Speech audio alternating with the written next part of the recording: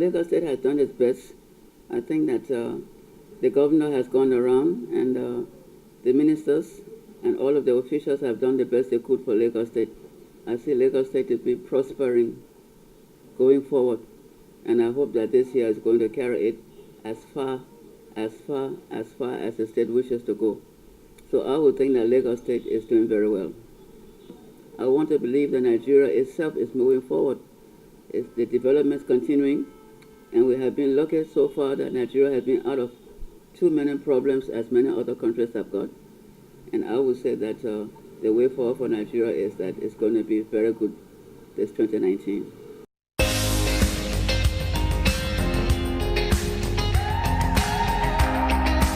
Well, I think that women will continue to move forward, continue to develop, continue to participate in the development of the country, continue to help the younger ones to see that they also grow up to be what is expected of them. And I think women have been doing very well. There are some states that have used more women than other states have, and I don't want to get involved in state politics, but I think that this year some of the other states are likely to bring forward their women because they will see that women have participated and they have done very well in moving the country upwards. I think the females should continue to work hard, not to give up on anything, to make sure that they are appreciated with whatever they do, and to come together as a working force to work along with their male counterparts, to work along with youth, to see that they develop them, and to see that the country moves forward continuously.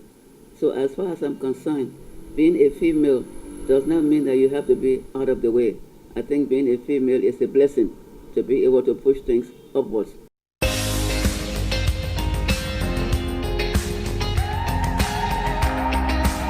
I think my advice is that Nigeria will continue to move forward. The women will continue to move forward, and that we will see that we are internationally working towards a better world, and that the women will continue to be what we call the leaders of the younger people, to move them forward and to help the men in whatever responsibilities that are passed out to them. And luckily for the women, they are being recognized now more than they were in the past. And I think this is why many of them have got cabinet positions that they did not have before. And the women, I think, are very thankful for this type of recognition, at least the ones I have talked to. Women organizations are continuing to move forward.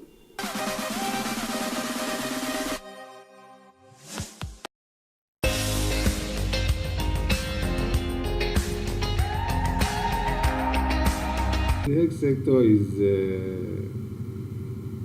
needs a lot of improvements, and what I feel is apart from infrastructural development, there has to be a lot of improvements on manpower, training and retraining of medical personnel. The younger generations that are in school, there has to be strictness in their training and their exams. The standards must be maintained. And the younger ones that come in practice, they need to be educated and re-educated, and standards must be maintained. Then infrastructural development, that's where government has to come in. The government has to go a long way in equipping the hospitals. Not only in Lagos. Lagos is trying, but when you go outside Lagos, you see a lot of things going on. You can imagine there are some hospitals outside Lagos that you find out they don't even have power supply. They use lantern to operate in the night. I mean, it's not good.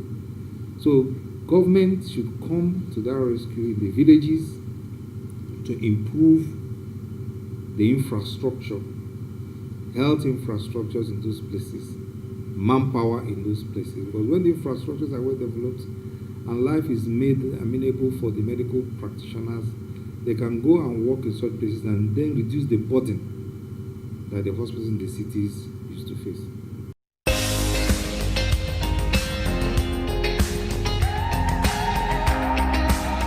My biggest challenge in the health sector still has to do with equipping the facility. The equipments are expensive, many of them are imported. We still have to pay custom duties on those equipments. And these are things that we are getting to help the populace. When are we going to get to a stage that we can just get these things out of the country? To get dollar exchange rate is high.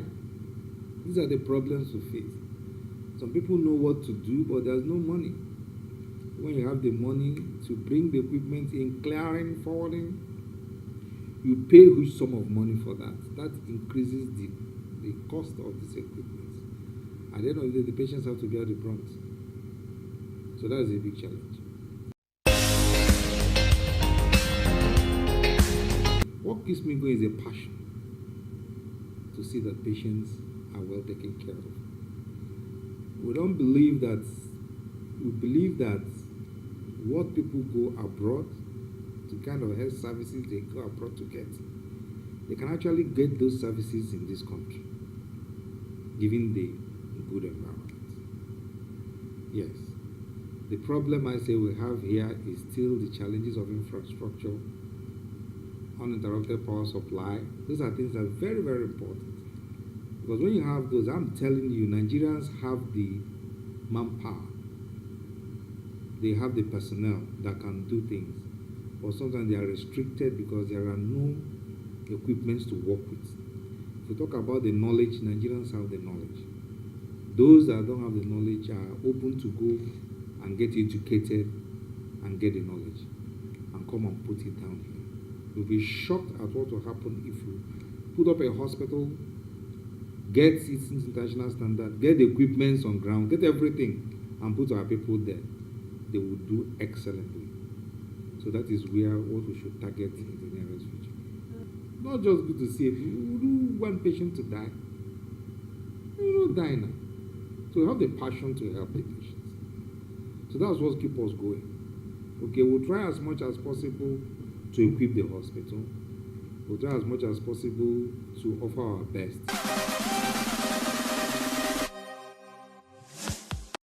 All laws are meant for reviews from time to time. Even if you find them adequate after the review, it does no harm to review the law to be sure at least that it is still relevant to the people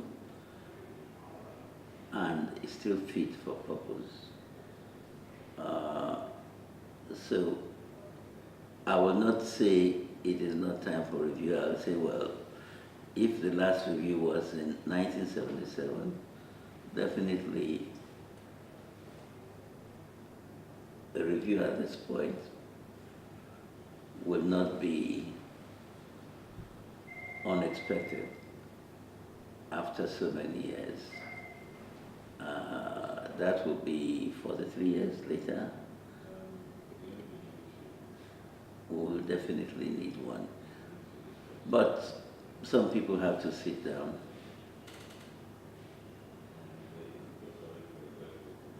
to agree on the objectives of that review. You don't do a review just for the sake of having a review. You must set out a proper agenda, what the objectives of the panels in the review should be, what are the things they are looking for, and what are the results they should come up with at the end of the exercise. First, I'll correct that I am a Nigerian. I'm not an expert. I've worked in the financial sector all my life. Whether that qualifies me as an expert, I don't know, but I've worked as an advisor all my life in the financial sector. Now, there has been significant improvements in many areas of our financial sector, which does not mean that we've not had problems in a few. But we have made significant progress in many areas, I guess, which is why our economy still stands up. Some people have been working very hard to keep the financial systems going and to make improvements in them by and large. So we are very much abreast with the rest of the world in most of our financial systems, if not ahead in one or two areas. Very significant setback in the Nigerian economy. I remember as far back as the time of Chokubu, he actually brought my attention to that for the first time, that we have a massive informal sector. Because it's described as informal, those people hardly have any access to any form of credit, but they are a sizable part of our economy. Because it's informal, they cannot walk into a bank easily for credit. But I guess between themselves, they may be able to arrange some credit, but not to a formal organization because they are described as an informal sector. And they constitute the bigger part of our economy. Once you remove the oil sector, these are the people who trade in the markets. Most of them don't have bank accounts and things. They are considered informal because they don't have records of the volume of business they do from day to day. And so they cannot go to a bank and say, I produce about 100 million a year. Would you, on the basis of this, lend me 10 million? Because they're not keeping the records, at least officially. So it's so difficult for them to have access to credit as a result of that setback. However, our current government has taken a few steps to lend to some of those people, like the agricultural people they are lending to, according to the newspaper reports I read, because they see them on the ground in the business, they lend to them. A few people who are in informal businesses in their states and things are also encouraged to grow their businesses by government-assisted funds. But that is only because the government is bearing the risk for those credits. If it's a commercial business, ordinarily, they will have no business to lend to them. So it's important we bring everybody into the formal sector as much as we can. The other side to that is that a lot of these people fear paying taxes, which is what you were talking about, review of the tax systems and things. But those people fear paying taxes, which is why most of them keep away from the formal sector. But as soon as they become more formal, their records are available and the tax people will start going after them.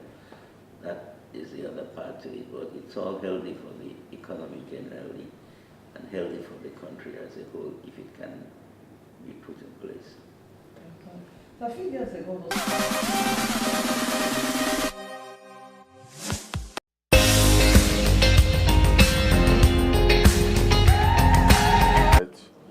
in all areas, not just health sector. You know, we have problems in all areas. We lack proper planning, and that is why we're in a problem. We have all this problem. See, I was talking with some of my colleagues at Dakar, where we had just had a West African College of Surgeons conference. And I said, when we entered Ibadan, University of Ibadan, then University College Ibadan, the admission, total admission was 138. We were only 35 in the medical school in my class. And that consisted of people from the Cameroon, Nigeria, Ghana, Sierra Leone, and Gambia. And we had every facility for training. That meant that we had a microscope to each of us during the practicals. That meant that we were very close to the consultants. The consultants were so happy to teach. And if you read my book, you will notice my admiration for the consultants that brought us up. Now, the medical schools are overflooded, and there are so many medical schools. The level of teaching is no longer the same, and you are bringing out, well, half-baked, sometimes half-baked doctors. So, like everything in Nigeria, we have decayed rather than progressed. That is the problem.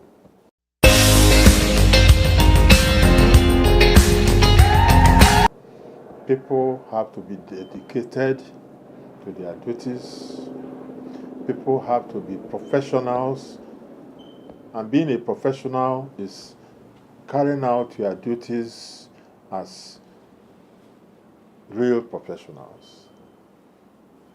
That means whatever you are doing, not even whether as you're a doctor, an administrator, an engineer, an architect, you are doing it to the best of your ability.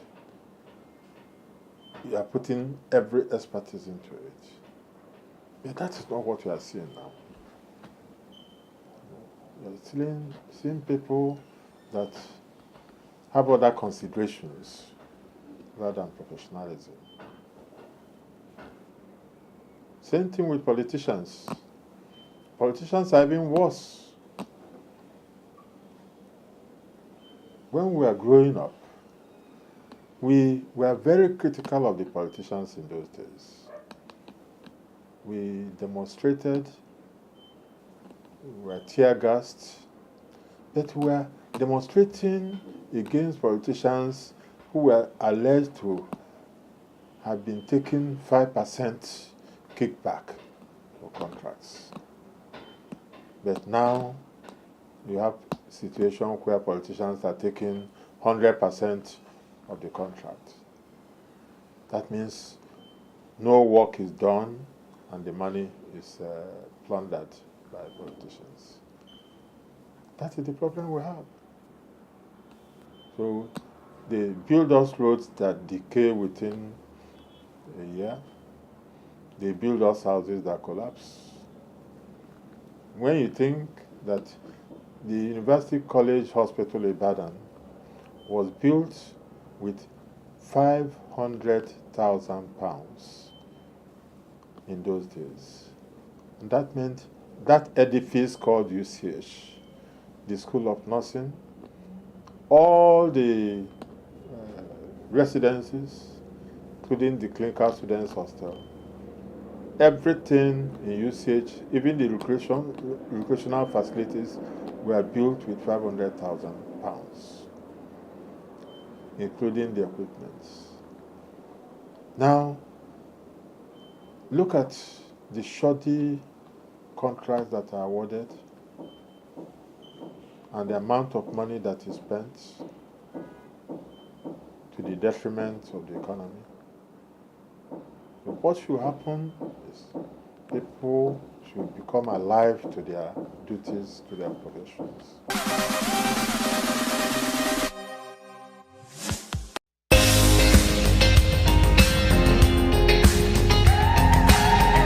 Well, the Nigerian capital market has taken a big flogging, but it has survived. Which, whether anybody likes it or not, whenever you hear the Nigerian factor, the Nigerian capital market has taken a great beating, but in everything, we will always survive. Because Nigeria is a large market. So no sane investor will run away from Nigeria, because Nigeria is a large market, and you always make your niche in the market, as long as you're sure of what you're doing. Over the last year, we have tried to create a small niche in the bonds market, because when the equity market is not doing so well, the federal government introduced the federal savings bond, and in conjunction with the FMDQ, trading in bonds, we've tried to localize it and bring it down for the regular people to take advantage of. So we've created certain products, and we're still working on it. And we hope that by the end of the first quarter, we would have churned out at least 2 or 3 new products on that line. Well, 2018, it went past, and we thank God we survived it. The parts where the market had no prospect was the worst part, because you couldn't tell your investors to invest, you couldn't place a bet on anything, the market was just bland. And because when the market is good, everywhere is green. When it's all red, everywhere is bad. So when you wake up and you look at the screen and you see everything red, you know that you have major problems. But financial sector is quite fragile, because it happens even in America, even in Britain, the United Kingdom, in France. Anytime there's an election, the markets shake, either for the positive or the negative. So for now, because we're like 2 weeks or 2 weeks away from the elections, everybody is skeptical. But the truth is that at times like this, what you basically do is hold your cash. Cash is king. We do only what we know. We are quite conservative. I personally, this year will make it 25 years I'm in the market, and I've been very conservative. And you don't put your hands in what you don't know. Don't move with the gang, and you survive. I promise anybody that. Be professional, keep your hands clean, no sharp practices, and you survive. Very professional. You have to be very professional, very trustworthy, because what you're selling is integrity. If your client does not believe that you have integrity, he will not bring his monies to you.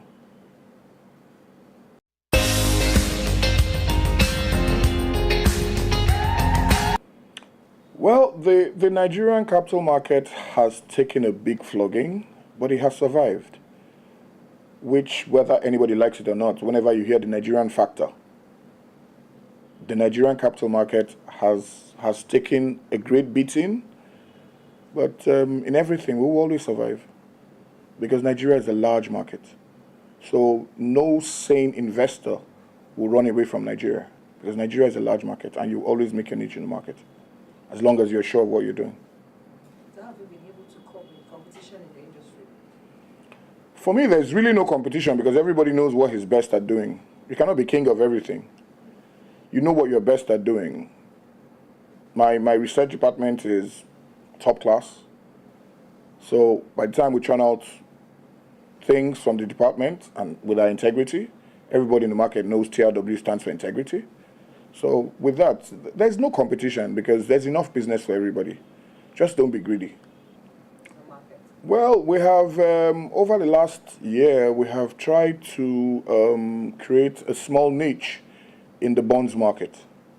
Because when the equity market is not doing so well, the federal government introduced the federal savings bond, and in conjunction with the FMDQ,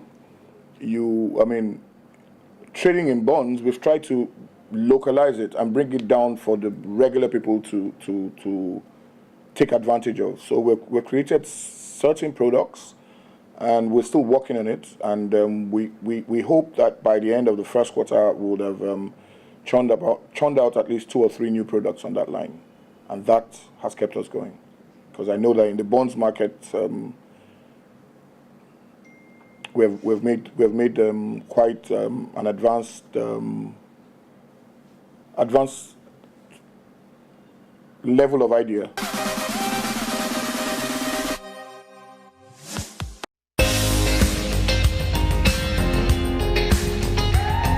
Well, there isn't much difference between the various sectors, as we term them, in Nigerian society.